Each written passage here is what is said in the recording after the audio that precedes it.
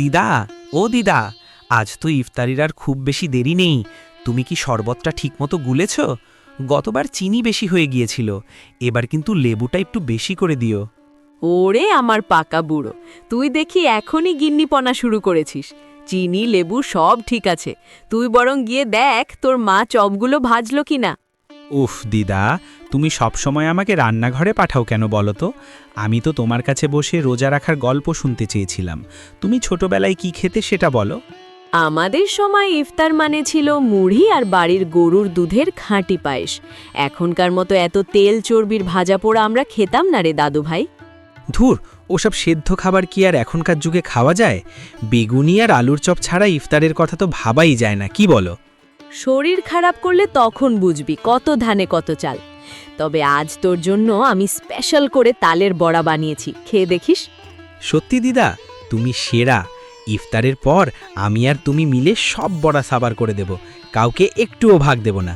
চুপ কর পাগলি, সবাই মিলে ভাগ করে খেলেই ইফতারে বরকত মেলে।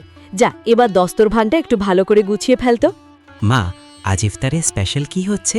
অনেকক্ষণ ধরে রান্নাঘর থেকে জিলিপির মিষ্টি একটা ঘ্রাণ আসছে। তুমি কি জিলিপি বানাচ্ছ?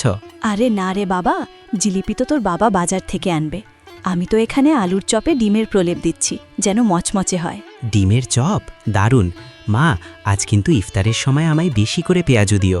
গতকাল তুমি সব ছোট বোনকে দিয়ে দিয়েছিলে।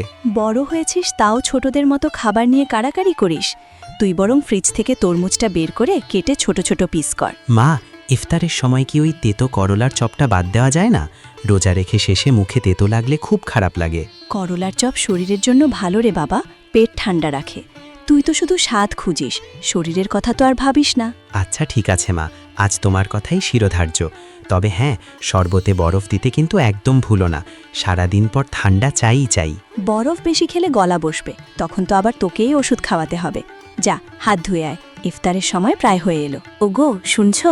আজ ইফতারে তোমার মা আর ছেলে কিন্তু তোমার প্রিয় ওই কাবাবগুলোই খেতে চাইছে। আমি কি স্পেশাল কিছু করব? মা যখন বলেছে তখন তো করতেই হবে। আর ছেলেটা তো এমনিতেই কাবাব পাগল। তুমি বরং একটু চিকেন কাবাব আর হালিম রান্না করো। হালিম তো অনেক সময় লাগে, আগে কেন বলনি? এখন এই অল্প সময়ে ডাল সেদ্ধ করে হালিম করা তো অনেক কষ্টের ব্যাপার। কষ্টের কি আছে? আমি তো আছি তোমাকে সাহায্য করার জন্য। আমি ডালটা ঘুঁটে দিচ্ছি আর তুমি মাংসটা কষিও। তুমি আর রান্নাঘরে সাহায্য করেছ।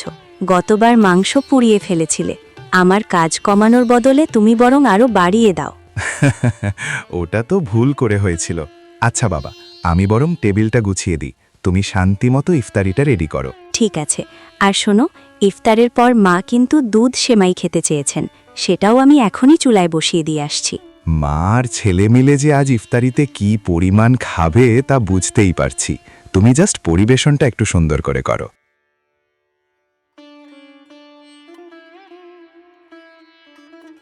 কাকা, আপনার এই জিলিপিগুলো কি আসলেই মচমচে? কালকে নিয়ে গিয়েছিলাম, মনে হচ্ছিল যেন রাবারের টুকরো চিবোচ্ছি। বউ তো খেয়ে রেগে আগুন। বলেন কি ভাইজান, আমার জিলিপি নিয়ে তো আজ পর্যন্ত কেউ এমন অভিযোগ করল না। আজ নিয়ে যান, যদি মচমচে না হয় তবে কাল এসে টাকা ফেরত নিয়ে যাবেন। টাকা ফেরত দিয়ে কি হবে কাকা? বাড়িতে ইফতারের টেবিলে অশান্তি হলে কি আপনি সামলাবেন? তার চেয়ে এক কাজ করেন, একদম কড়াই থেকে ভাজা গরম দেখে 1 কেজি জিলিপি দেন। এই যে দেখেন ভাইজান, জিলিপিগুলো একদম সোনার মতো চকচক করছে, গায়ে গরম রস টস টস করছে। আর সাথে কি আমাদের স্পেশাল ঘুগনি বা মশলা বুট দেব নাকি? বুট তো বাড়িতেই গিন্নি রান্না করেছে। আপনি বরং ভালো মানের 1/2 লিটার টক দই দেন। ইফতারের পর ঠান্ডা দই দিয়ে শরবত খেলে কলিজাটা একদম জুড়িয়ে যায়। দই তো সব শেষ হয়ে গেছে ভাই। আজ বাজারের সব দই দুপুরের আগেই উধাও হয়ে গেছে। মানুষ মনে হয় এবার রোজা রেখে একটু বেশি তৃষ্ণার্ত। কি মুশকিল, দই ছাড়া তো ইফতারিটা একদম পানসে লাগবে। আচ্ছা ঠিক আছে, ওই জিলিপির প্যাকেটের সাথে কিছু বড় সালে বেগুনি আর ডাল পেঁয়াজ দিবেন। এই নিন, সব গরম গরম প্যাকেটে ভরে দিলাম। সাবধানে নিয়ে যাবেন যেন নিচে পড়ে না যায়। আর শোনো ভাইজান, আজ জিলিপি খেয়ে কিন্তু কাল এসে আমাকে ধন্যবাদ দিতে ভুলবেন না। ধন্যবাদ দিব কিনা সেটা তো খাওয়ার পর বোঝা যাবে, আগে দেখি বউয়ের মুখে হাসি ফোটে কিনা। আচ্ছা, কত হলো সব মিলিয়ে? বিলটা একটু ঠিক করে ধরবেন কিন্তু। ভাইজান, আপনি নিয়মিত খরিদ্দার, আপনার কাছে কি আর বেশি রাখা যায়? সব মিলিয়ে 200 টাকা দেন, আর বাকি খুচরো টাকাটা কাল দিলেও চলবে। আজ ইফতারিটা যা হয়েছে না, জাস্ট অসাধারণ। বিশেষ করে আলুর চপ আর জিলিপিগুলো একদম মনের মতো হয়েছে। তুমি সত্যি আজ সেরা রাঁধুনি। এখন তো প্রশংসা করবেই, কারণ পেট ভরে খেয়েছো। কিন্তু ইফতারের আগে যখন বললাম রান্নাঘরে একটু সাহায্য করো, তখন তো ক্লান্তির বাহানা দিয়ে সোফায় শুয়েছিলে। আরে ওটা কি বাহানা ছিল? অফিস থেকে এসে রোজা মুখে শরীরটা একদম চলছিল না। তবে সত্যি বলছি, তোমার হাতের হালিমটার স্বাদ মুখে লেগে থাকার মতো। থাক থাক, আর পটাতে হবে না। আমি জানি প্রশংসা কেন করছো, যাতে রাতে সাহরির সময় আমি আবার তোমার পছন্দের মাছের ঝোল রান্না করি। তুমি তো মনের কথা বুঝে ফেললে। তবে সাহরির কথা পরে ভাবা যাবে। এখন এক কাপ কড়া করে চিনি ছাড়া চা দাও তো, মাথাটা একটু ঝিমঝিম করছে। চা তো দিচ্ছি, কিন্তু কালকে আবার বাজার থেকে লেবু, পুদিনা পাতা আর শশা নিয়ে আসতে হবে। ইফতারিতে সালাদ আর লেবু শরবত না থাকলে তুমিই তো আবার মুখ ভার করো।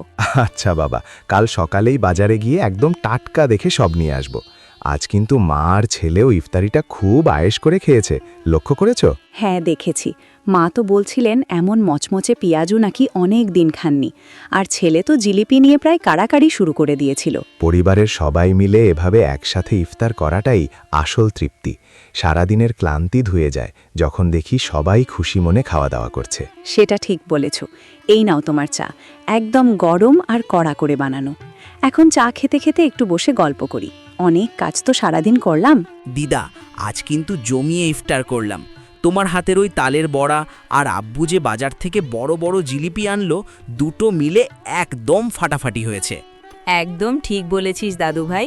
তোর বাবা আবার বেছে বেছে তোর প্রিয় দোকানের গরম জিলিপিগুলোই এনেছে।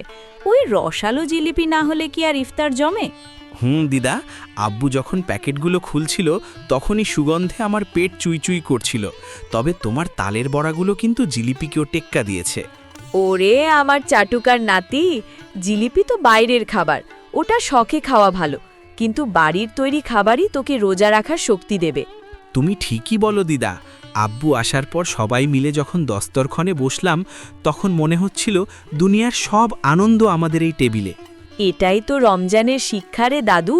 বাবা বাজার থেকে কষ্ট করে খাবার আনবে, মা রান্না করবে, আর আমরা সবাই মিলে একসাথে সেই নেয়ামত খাবো। দিদা, কালকেও আব্বুকে বলে দেব যেন আবার ওই দোকান থেকেই জিলিপি আনে। আর তুমি কিন্তু সাথে অন্য কিছু একটা স্পেশাল বানিও। তুই দেখি এখনই আগামীকালের মেনু ঠিক করে ফেলছিস। আগে আজ যা খেয়েছিস তা হজম কর, তারপর না হয় কালকে চিন্তা করা যাবে। হজম তো হয়েই যাবে দিদা। এখন চলো দুজনে মিলে একটু বারান্দায় গিয়ে বসি। আকাশটা খুব সুন্দর লাগছে আজ। চল দাদু ভাই, ঠান্ডা বাতাসে একটু বসি। তোর বাবার আনা ওই মিষ্টি জিলিপির স্বাদটা এখনো মুখে লেগে আছে। দিনটা আজ সত্যিই খুব ভালো কাটলো। বন্ধুরা, জীবনটা তো এমনিতেই সিরিয়াস, একটু হাসতে বাধা কোথায়? তাই নিয়মিত হাসির ডোজ পেতে এখনই আমাদের হাসির বোমা চ্যানেলটি সাবস্ক্রাইব করে দিন।